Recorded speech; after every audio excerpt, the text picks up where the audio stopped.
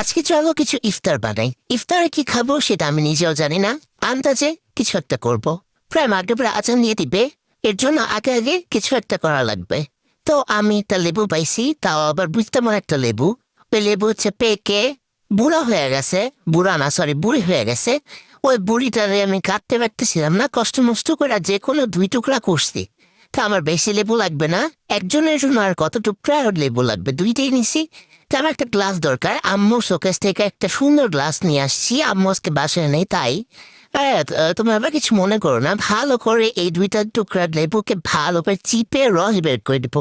আর বেশি চিপতে যাও না যে আবার তিতা হয়ে যায়। তো আমি চিনি খুঁজে পাইতেছি না, চিনি ছাড়া কি শরবত কটলিট বলো?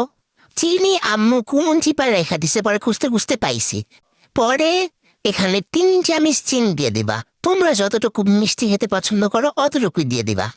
এখন নতুন করে শরবত বানানোর রেসিপি কোনো দরকার নাই, সবাই তো জানবেই কিভাবে বানায়। তো আমি কিভাবে বানাই সেটা দেখাচ্ছি।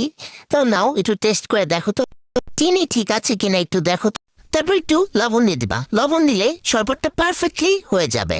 তা আমার শরবত বানানো একদম ডান। তা আমি শুধু শরবত দিয়ে ইফতার করবো না, আমি করব বিরিয়ানি দিয়ে ইফতার। যাই হোক, টাটা, বাই।